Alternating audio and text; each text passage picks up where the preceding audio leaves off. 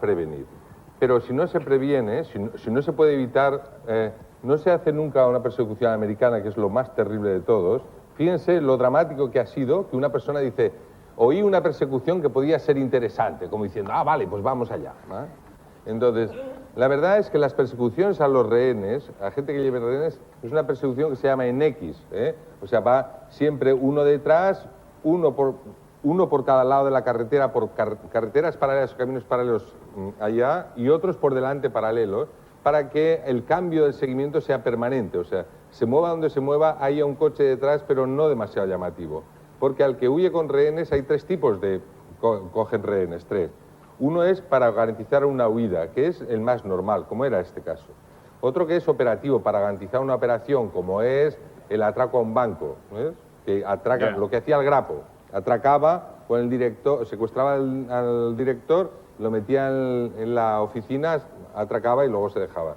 Y luego otro es secuestro reivindicativo, que es el más conocido, de los aviones, etcétera. Bueno, pero en este caso... Este de huida, realmente, primero hay que seguirlos a distancia y no tensionarlos, que no se sienta acosado, porque cuando se siente acosado los finales son siempre malos, ¿no?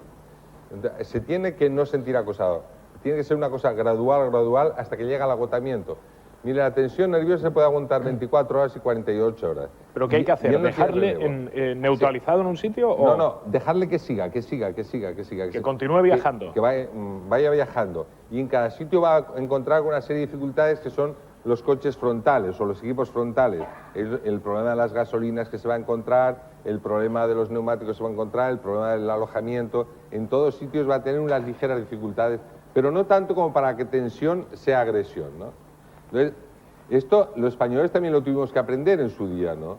Entonces, pero lo hemos aprendido. Sabemos que no se puede acosar, porque lo importante policialmente es lo que hemos dicho, no convertir la tensión en agresión. Porque cuando la tensión se convierte en agresión es muerte. En muchos casos, no siempre. También depende de la definición de las personas, ¿no?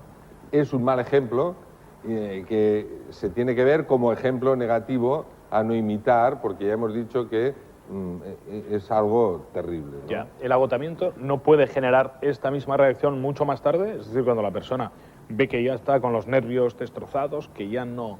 El agotamiento... ¿O generalmente favorece? El agotamiento favorece si él no se ve acosado, o sea, si él no se ve que el agotamiento va a ser la llave de su final. Es un callejón sin salida. Exacto. Si él se ve agotado, pero no ve nada a su alrededor, intuye que lo están siguiendo, intuye que lo están viendo, pero no está acosado, hay un cierto relajo y entonces en ese momento piensa que seguir solo a veces es mejor que seguir acompañado porque le exige una tensión adicional. Fíjense que cuando hay un secuestro con rehenes, en general las personas empiezan a soltar rehenes hasta quedarse con uno o dos. Esto me recuerda a mí, por ejemplo, lo de Alemania, ¿no? En Alemania hubo un secuestro en Múnich de rehenes que eran dos, un chico de 21 años y un chico de 34 años. Entonces secuestraron, entraron a caer la tarde y secuestraron a todo el mundo para que les dieran el dinero. Sí. Como no había dinero, el director salió a buscarlo. Y entonces los alemanes, que estaban muy influidos de los americanos, de hecho, o los americanos de ese estilo alemán también de hacer, se encontraron con toda la policía alrededor, ¿no? El chico joven, cuando recibió, aproximadamente a las 12 de la noche, cuando recibió los 40 millones, el chico joven, allí habían soltado a casi todos los rehenes, menos a una chica, a una tal Inge, de 20 años. Y cuando el chico entraba en el BMW que le habían dejado, hizo un gesto de cortesía y de prevención, que es meter primero a la chica, ¿no? Metió primero a la chica, él se quedó fuera y entonces le dispararon. Con tan mala suerte para la chica, que le dispararon al terrorista, al delincuente, pero el delincuente quedó herido. Entonces, él se defendió, hubo una sala de tiros de aquellas dignas de los americanos y quedaron muertos la chica y el delincuente.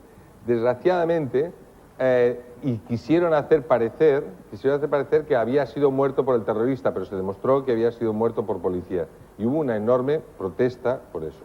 Lo mismo pasó en otro secuestro que diríamos rehenes reivindicativos típico, en el año 71, que empezó el origen de los grandes motines de las cárceles, en la cárcel famosa de Ática, donde 1.700 personas se sublevan, sí, cogen rehenes y cogieron a 38 policías de rehenes.